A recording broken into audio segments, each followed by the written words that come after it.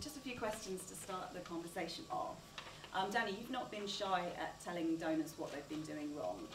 And you've written at length about the flaws in the current funding system. For you, what do you feel is the sort of most detrimental of the current problems in the system? Okay, thank you, good morning. Apologies in advance to those of you who've heard me regularly speak, because a lot of what I say you've heard before, but ever since the SDGs were introduced, I've made a new commitment to myself that I'm going to be leaving no one-liners behind. I worked on that on the train. Look, Civicus is a global civil society alliance. We have members in 175 countries. To me, the true impact of the current system for funding is being felt when it comes to civic space.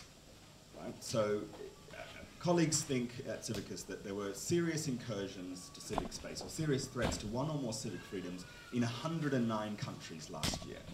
And so here we are, up from 96 the year before, right? So civil society is under serious threat from governments and other non-state actors who are undermining the ability of citizens to organize and mobilize. Part of why that's happening in many parts of the world, I would argue, is that we haven't been good enough at building and strengthening and mobilizing domestic civil society. So, in a country like India, for example, the world's largest democracy, a vibrant civil society, where the government turns rather dramatically on civil society and starts introducing regulations and intimidates civil society, demonizes civil society, we haven't yet, I think, had a sufficient response for several reasons. One is we haven't necessarily built empowered local actors.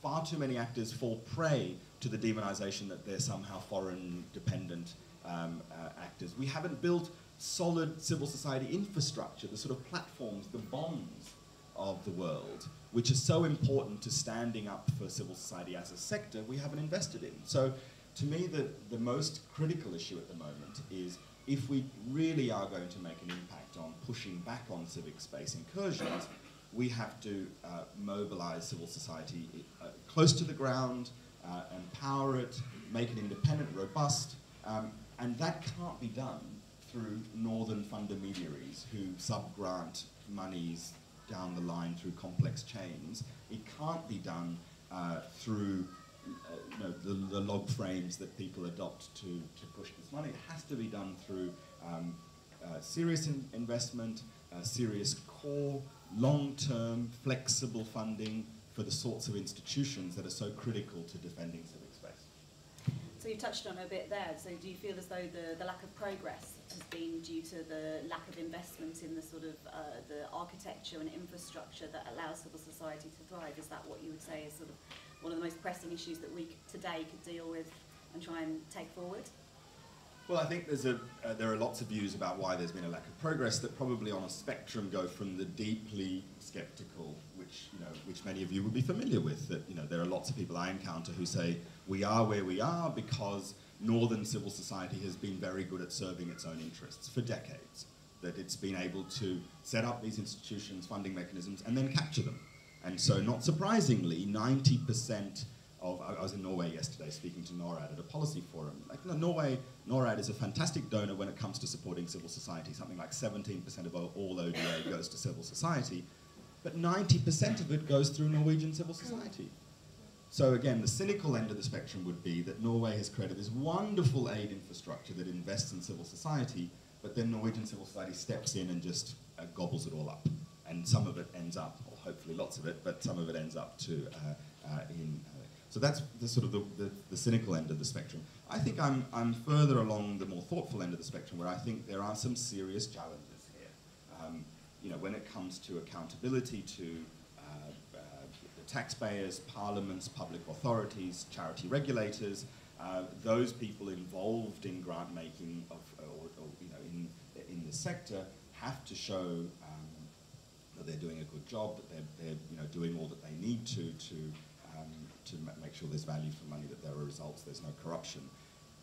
But in dealing with those challenges, which are real and important and unavoidable, I think we've ended up sort of complicating things unnecessarily. There's a donor in this room, I can't say, who's recently been doing some due diligence on us at Civicus. Which, all right. All right. You knew it was coming. You knew it was coming. So, you know, we are we're a middle-sized NGO. We're 501c3 in the US, but also registered in South Africa as a non-profit.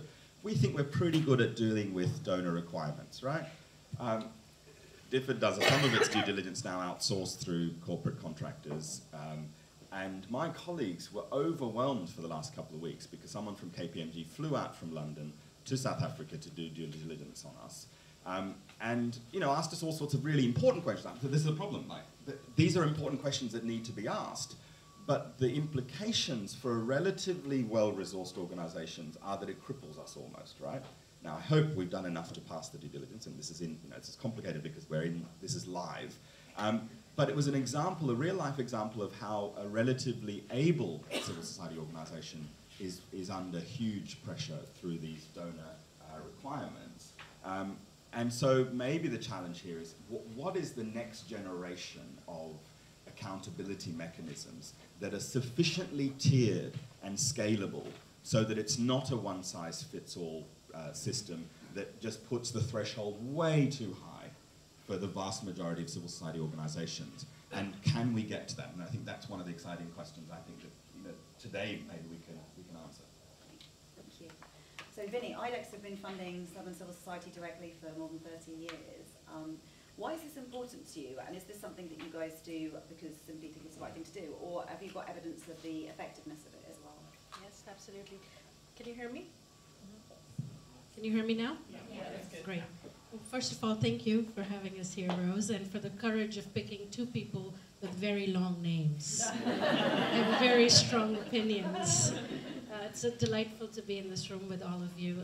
IDEX was formed 31 years ago by people who were senior executives in a foundation that shall remain unnamed for now, that began to really critique how decisions were being made on behalf of global Southern organizations. Felt very strongly that in many ways philanthropies were acting as special forces of international development, sort of parachuting in, finding quick solutions to poverty, enacting them, treating local civil society organizations as proxies or subcontractors, expecting overnight results, and then parachuting out. As one of our partners in Nepal calls it, come and go philanthropy. And so really, IDEX was formed in response to that kind of work. This idea that in order to build people-to-people connections, in order to learn from the Global South, to actually believe that systemic change and social injustices have deep roots in the social and economic fabric of local communities, and therefore the best people to make change, lasting change that sticks, are in fact local actors. And to partner with them and learn with them allows for a partnership of mutuality, not just as a wonderful idealistic idea, but in actual praxis and actual practice that can be fine-tuned over time. So for that reason, for the last 30 plus years, IDEX has continued to seek out local effective partners. We take quite a bit of time up front to find the right kinds of grassroots groups and social movements to work with, and then believe that our method is slow and deep acting. It requires a level of passivity, restraint, relinquishing control.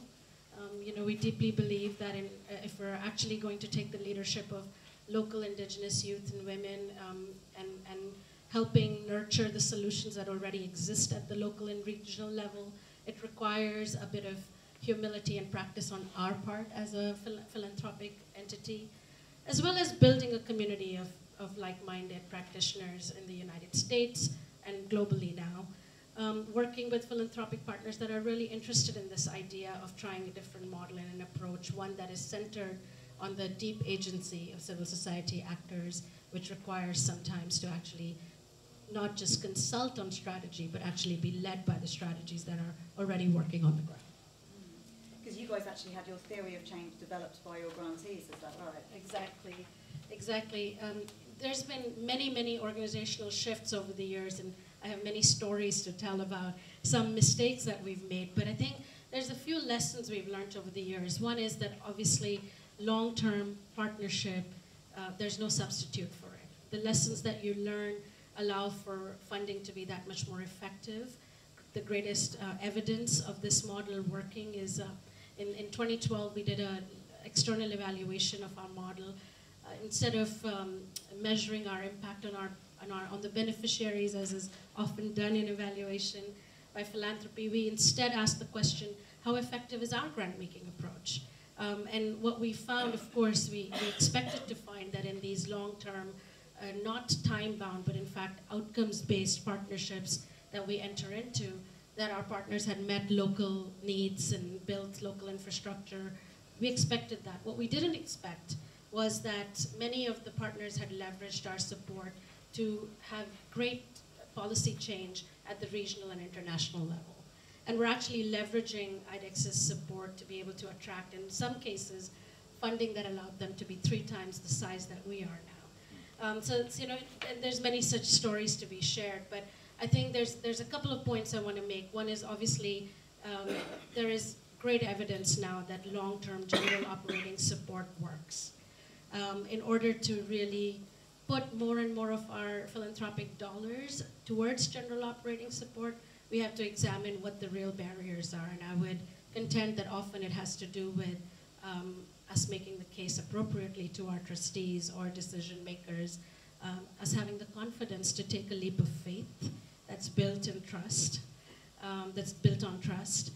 I also want to just add that inherent in this kind of a model is that skinned knees are inevitable, right? So we have to have a flexible experimentation-based approach, which means that there will be mistakes, there will be failures.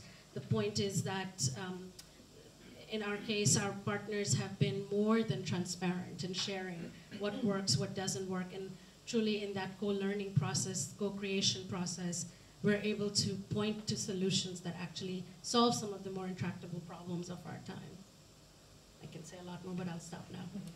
I'd be interested to know what sort of changes your organisation went through to be able to get to that process. So I've heard from both of you about risks, and I'd like to come back to that in a minute. Yeah. But specifically, how did IDEX take that decision to move forward? And we've heard what galvanises you to do this, but what were the sort of practical and philosophical barriers you had to overcome to actually get there? Yeah. I think there have been many over the decades. One of the examples that I feel like is a seminal lesson, it's a story, bear with me. About 15 years ago, we were partnering with this great group of indigenous women in Guatemala. One of the first indigenous youth-led initiatives, mostly women, that had built a microcredit program to scale. They had used our resources and support to leverage European funding, to be able to really showcase their model as one that built economic power at the household level.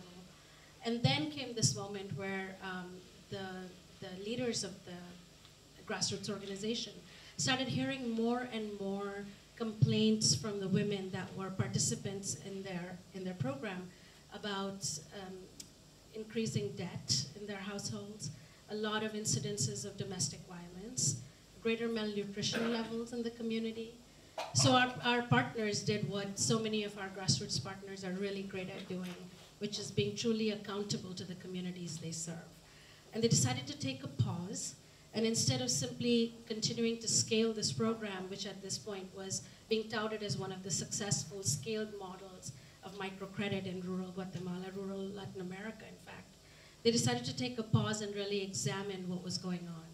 And one of the things they learned was that many of the women were taking out these loans under duress, either from their fathers or husbands, or sons in some cases, and that actually, in spite of the fact that they were able to mitigate some of the predatory lending rates in the market, there wasn't much political power or decision-making power at the household level. And so as an organization, they made a decision, this is where their self-determination comes into play, that they were going to pause their very successful, internationally acclaimed microcredit program and instead look at some root cause solutions for building women's autonomy and economic decision making. They instead moved to a program that would build agroecology, so farming, sustainable farming methods in their community, and start to look at decision making at the household level. So they went from a program that could show results over a 6 to a year-long time cycle to a program that would maybe build capacity over a 5 to 10 years cycle. They went from serving 40,000 members to 40 in a year.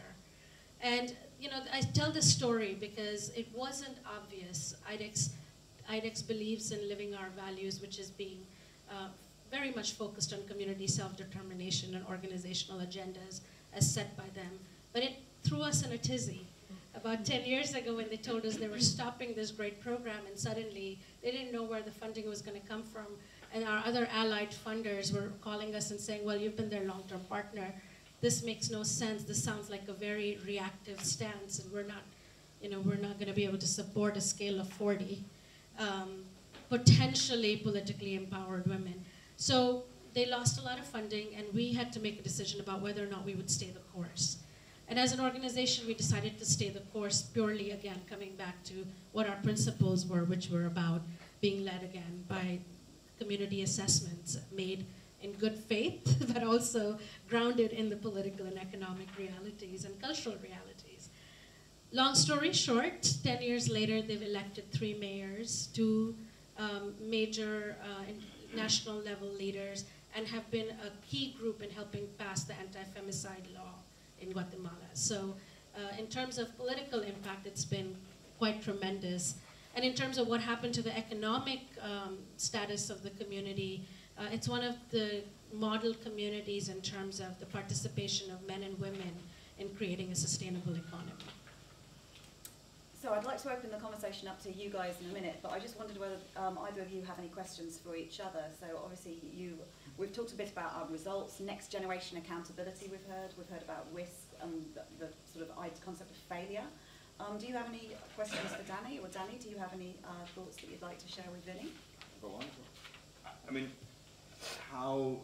what are you doing to roll out your model to the rest of the sector? Or is there interest? Do people come knocking on your door asking how IDEX works and how can they learn from you?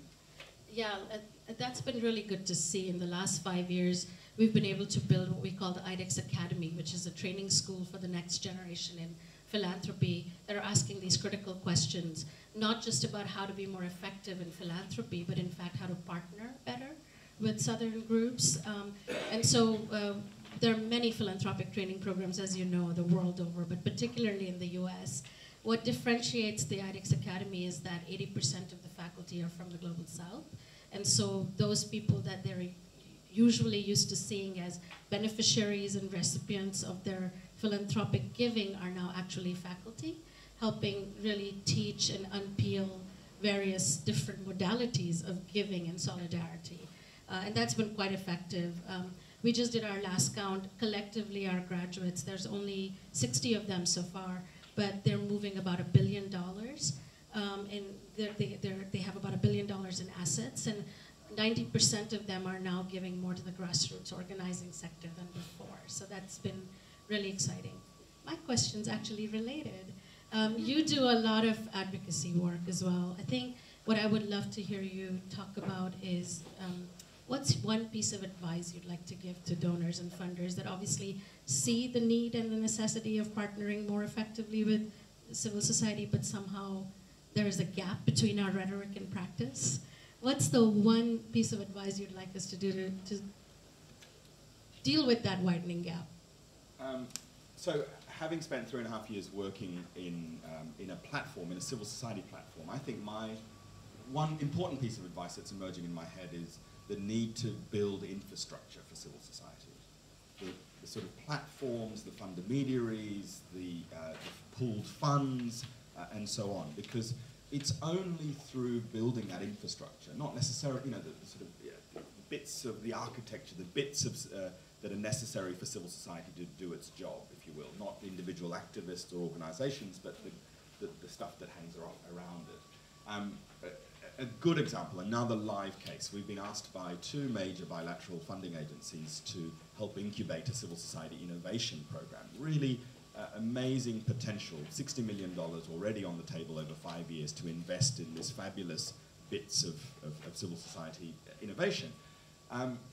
We had a very late night heated conversation a couple of weeks ago with the 2 donors in question, because they're saying that they have to use a US fiscal agent to move this $60 million. And that fiscal agent will take 15%, which means $9 million out of that 60 is going to go into creating jobs somewhere in, I don't know, New York or DC. And at one point they were threatening it'll have to go to a private sector actor as well. So here we are with 15% of really valuable investment in civil society innovation being captured in a bit of civil society infrastructure, intermediaries, fiscal agents, whatever you want to call them, that are going to be, sitting somewhere far from where this sort of the action is, if you will.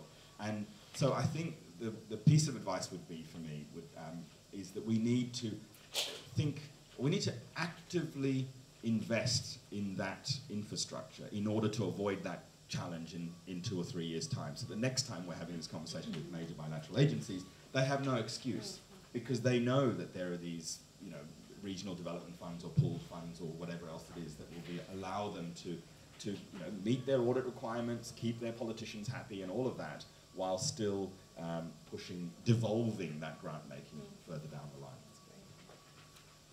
Have you got any thoughts for Vini? Have you got another question? I have lots of questions, but Go ahead. we don't have a lot of time, so I'm wondering if you want to open it up to the audience. I think we can have one more question. One more from yourself, question. and then we can have the audience. So I hear a lot about sort of active consultation with civil society, and I'm sure you get invited. I call it insultation. Exactly. We were in this process of co-creating our theory of change with our partners. It took a long time. It was definitely more labor intensive. It required a lot more out of us to not just consult, but to deeply listen, adapt our theory of change to meet the needs of what groups were teaching us. I'm wondering how we move away from consultation and more co-creation in a way that can be done by larger organizations, by bilaterals. It's easy for IDEX to do in some ways because we're willing to pivot and be lean, but how do you do it at a bilateral scale? Yeah, tough question because I think I'm ambivalent about co-creation. Partly because I think I've been burned by some experiences of co-creation so far that have actually become excuses for donors to manipulate what's going on. So they say, oh, come, let's come to the table here, let's co-create, but they ignore or turn a blind eye to the power dynamics that are there at the table, and very few civil society actors will ever have the sort of the confidence, I suppose, to challenge some of what's going on or question something. So, but on the other hand, I am inspired by the really innovative participatory grant making that I see. The Edge Fund here is a fantastic example.